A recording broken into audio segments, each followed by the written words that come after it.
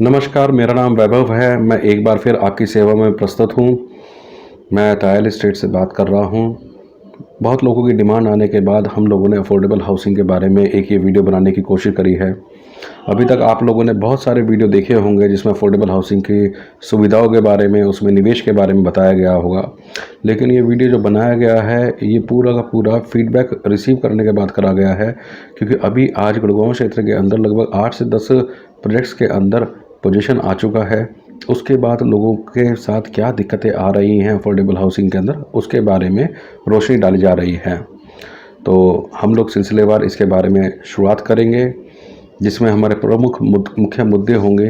क्या अब ये अफोर्डेबल हाउसिंग निवेश के लगाने के लिए उचित है? क्या इसके अंदर हमारी इन्वेंट्री सरप्लस है? तीसरा, क्या ये हमारा रेंटल वैल्यू के हिसाब से ठीक रहेगा या नहीं रहेगा? इसके बाद हम चर्चा करेंगे कि क्या समस्याएं इसके अंदर आ रही हैं, जिसको हमने 8 भागों में बांटा हुआ है। तो शुरुआत करते हैं, क्या ये निवेश के लिहाज से अभी उचित है अफोर्डेबल हाउसिंग? हम लोग अगर देखते हैं 4 साल पीछे जाते हैं, तो जब गुड़गांव क्षेत्र के अंदर अफोर्डेबल हाउसिंग लॉन्च हुई थी, तो उसके अंदर उस समय लगभग 50 लाख से 70 लाख रुपए के अंदर एंट्री लेवल हुआ करता था।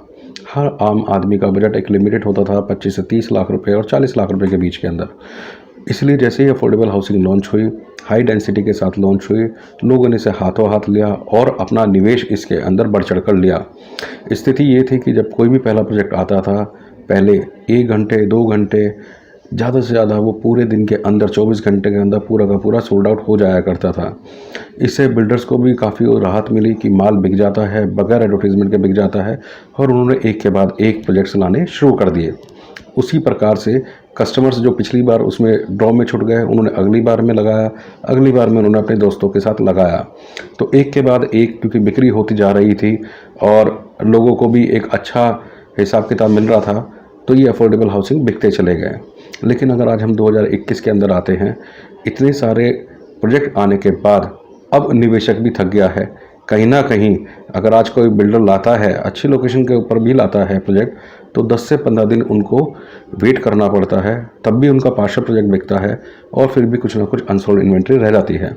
ये दिखाता है कि अब ये कहीं ना कहीं अपना चार्म खो रहा है। यही इसी के साथ दूसरे सवाल का उत्तर भी जुड़ा हुआ है कि सरप्लस सप्लाई तो नहीं हो गई है। तो बिल्कुल ऐसा मान के चल सकते हैं कि ये सरप्लस सप्लाई की तरफ जा रहा है, क्योंकि ज़रूरत से ज़्यादा ये बन चुके हैं। अब सरकार भी इसके ऊपर विचार कर रही है कि आगे अफोर्डेबल हाउसिंग के जो लाइसेंस लग चुके हैं, जो अप्रूव हो चुके हैं, केवल उन्हीं को बनाने के लिए परमिशन दी जाए, या आगे के जो नए लाइसेंस लगेंगे क्या उनको लगाने के लिए परमिशन दे या ना दे। ये एक सरकार अभी इसके ऊपर विचार विमर्श कर रही है। यानी सरकार को भी समझ में आ रहा है कि अब इसमें इससे ज़्यादा कुछ लगाने के लिए विशेष बचा नहीं है। तीसरा, रेंटल वैल्यू।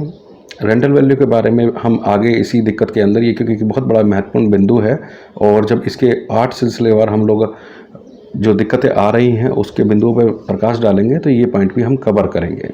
तो आइए करते हैं कि इसके अंदर हमारे मेन मुख्य दिक्कतें जो वहाँ के रेजिडेंट्स हैं उनको किस प्रकार की आ रही हैं।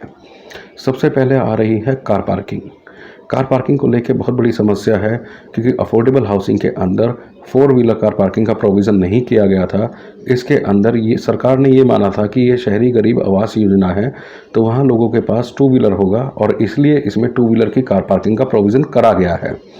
तो सभी फ्लैट के साथ एक 2 व्हीलर की कार पार्किंग इसमें मिलती है, क्योंकि 5 एकड़ के अंदर 800 के करीब फ्लैट बनते हैं, और वहाँ सभी को कार पार्किंग देना लगभग असंभव है। डिज़ाइन के हिसाब से स्टिल्ट के अंदर कुछ जगह आती हैं जो 80 से 150 कार पार्क हो सकती हैं, लेकिन समस्या ये है वहाँ किसी का नंबर एलोकेट नहीं है। अब इसमें जो दबंग होगा या जो झगड़ा करने के लिए आमादा रहेगा, उसको तो कार पार्किंग मिल जाएगी। अगर एक आम आदमी है जो ऑफिस से थका हारा घर गया है, वो अपने सुकून से रहना चाहता है, जिसके झगड़ा बस की नहीं है, तो कार पार्किंग आने वाले समय में उनके लिए एक गंभीर समस्या खड़ी हो जाएगी। अब ये समस्या इतनी लाइट में इसलिए नहीं आ रही है क्योंकि किसी भी अफोर्डेबल हाउसिंग के अंदर लिमिटेड लोग ही एंटर कर पाए हैं, या जो आ रहे हैं वो मैनेज कर रहे हैं, लेकिन ये एक दिक्कत बनेगी। दूसरा, जो सबसे महत्वपूर्ण है, पावर बैकअप। गुड़गांव क्षेत्र के अंदर अगर हम लोग देखते हैं, ये भी एक बड़ा महत्वपूर्ण बिंदु होता है जिससे हम लोग प्रोजेक्ट में निवेश करने के लिए सोचते हैं। अफोर्डेबल हाउसिंग के अंदर कॉमन एरिया और लिफ्ट लॉबी के लिए ही पावर बैकअप का प्रोविज़न करा गया है। किसी कारण से लाइट जाती है, उतने समय तक हमें बगैर पावर बैकअप के रहना पड़ता है। इसके लिए हमें इंतज़ाम करना पड़ता है, अपना इन्वर्टर के द्वारा करना पड़ता है।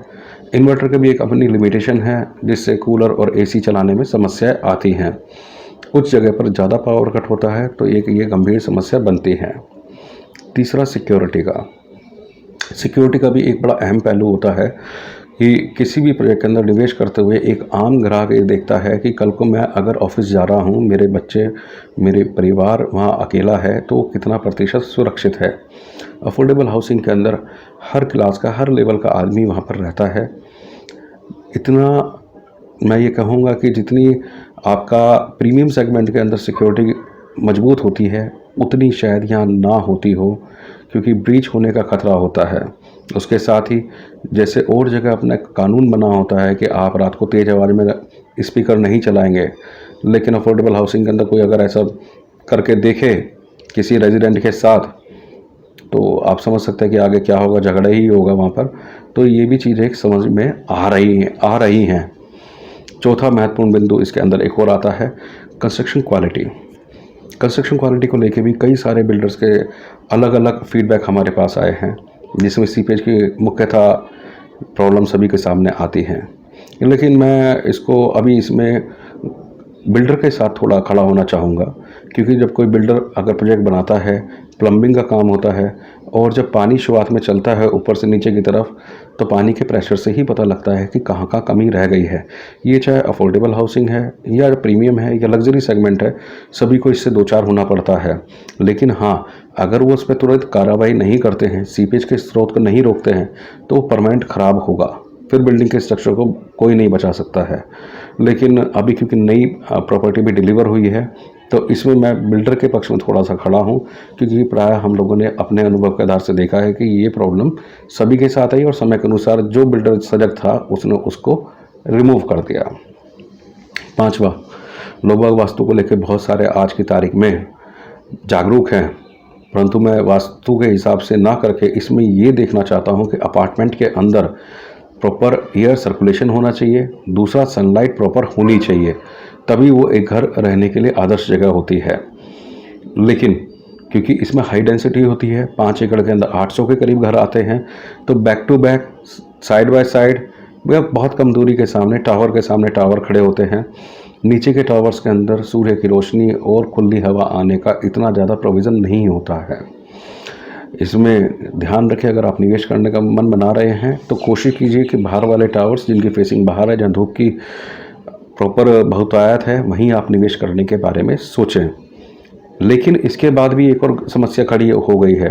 अभी बिल्डर अगल बगल की ज़मीन 2 एकड़, 3 एकड़ या 4 एकड़ लेके एक्सटेंडेड लाइसेंस लगा रहे हैं। तो कई बार ऐसा भी देखने में आया कि जिन लोगों ने बाहर का परचेज कर भी लिया रीसेल के अंदर, तो अगले कुछ महीने बाद या कुछ ही दिनों के बाद बिल्डर ने वहाँ नया प्रोजेक्ट लॉन्च कर दिया और वो भी आपकी लोकेशन दब गई। ये एक बड़ा नेगेटिव एस्पेक्ट सामने आ रहा है। इसमें एमिनिटीज़ के बारे में बात करना चाहेंगे। आज कोई भी फैमिलीज़ के साथ हैं तो उनको सबसे पहले क्लब और स्विमिंग पूल और साथ में जिम की ज़रूरत महसूस देती है। लेकिन यहाँ पर सिवाय एक कम्युनिटी हॉल के अंदर के अलावा कुछ नहीं होता है, जिसमें कम्युनिटी हॉल के अंदर आप बर्थडे पार्टी कर सकते हैं, कोई छोटा एक फंक्शन कर सकते हैं, लेकिन इसके अलावा और कोई इसमें ज़्यादा प्रोविज़न होता नहीं है। तो अगर हम एक माहौल बच्चों को देना चाहते हैं तो उचित माहौल की वहाँ कहीं ना कहीं एब्सेंस रहती है। ये अभी हम लोग संकलन कर रहे हैं। इसके अलावा अगर हम लोग क्वालिटी ऑफ रेजिडेंट्स देखें, ये एक बहुत बड़ा महत्वपूर्ण बिंदु है। जब आप जाते हैं तो किस प्रकार की क्वालिटी है रेजिडेंट्स की, क्योंकि यहाँ कार पार्किंग नहीं है, तो बहुत सारे संभ्रांत परिवार नहीं लेते हैं। यहाँ पर आते हैं स्टूडेंट्स, बैचलर्स या जो फैक्ट्री में वर्किंग करते हैं, उस टाइप का यहाँ पर क्राउड आता है।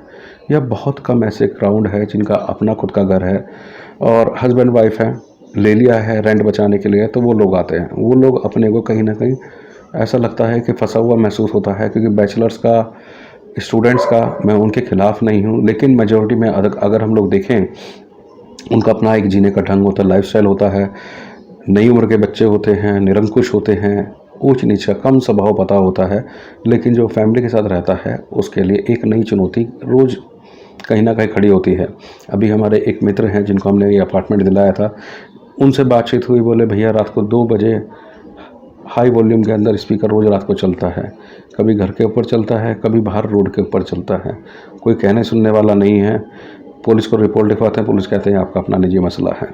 तो सहज अनुमान लगाया जाता है कि जिनका है वो फंसे हुए हैं, वो भी आगे घर के लिए देख रहे हैं, नए घर के लिए देख रहे हैं कि कैसे इसमें निकला जाए इसके अंदर। तो ये कुल मिला के एक सबमिशन करा गया है जो बेहद महत्वपूर्ण बिंदु लगते हैं कि किसी प्रॉपर्टी को लेते हुए उसका दूसरा पहलू भी हमें जानकारी में रखना चाहिए। आप अगर लेने का मन बना रहे हैं तो और थोड़ा कोशिश करके अगर आप लगाते हैं कि 50 लाख से 60 लाख रुपए तक के बजट के अंदर भी अगर आप मैनेज करते हैं, और कई बार सूचना प्रेषित नहीं होती है कि शायद ये प्रोजेक्ट आपको मिलेंगे, इस बजट में कोई गुड़गांव के अंदर ready to move in property है या नहीं है, तो मेरा अनुरोध है कि कृपया कर एक बार ज़रूर संपर्क करें और जानने की कोशिश करें कि क्या हम लोग अगर इसमें जाते हैं तो जितनी ये बिंदुज़ हैं, जो गलतियाँ बताई गई हैं, त्रुटियाँ बताई गई हैं, क्या वो उसमें मिलेंगे या नहीं मिलेंगे, आप उसको एवेल्युएट कीजिए, फिर अपना डिसीजन लीजिए। लेकिन अंतिम में एक बात ज़रूर कहूँगा, कई बार एक गलती भी होती है कि हमारा 60 लाख का बजट नहीं है तो उसके चक्कर हम 30 लाख वाली प्रॉपर्टी भी ना लें। ऐसी गलती मत कीजिएगा। ये सिर्फ आपको एक रोशनी डाली गई है कि चीज़ों में ये दिक्कतें आती हैं ताकि आप सजग होकर लें। कुछ ना से बहुत कुछ बहुत अच्छा होता है, तो इसलिए पूरी तरीके से नेगेटिव ना लें, लेकिन अपने विवेक के हिसाब से और अपने ज़रूरत के हिसाब से ज़रूर आप एक बार मंथन कीजिए कि हमें क्या करना है। वीडियो अगर आपको पसंद आई हो तो आप शेयर करके हमारा मनोबल बढ़ाइए। अगर आपको लगता है कि कोई आपको हमसे डिस्कशन करना है या आपके खुद की निजी राय है तो आप हमसे सीधा संपर्क कर सकते हैं। हमारा फ़ोन नंबर है 9899124305। धन्यवाद।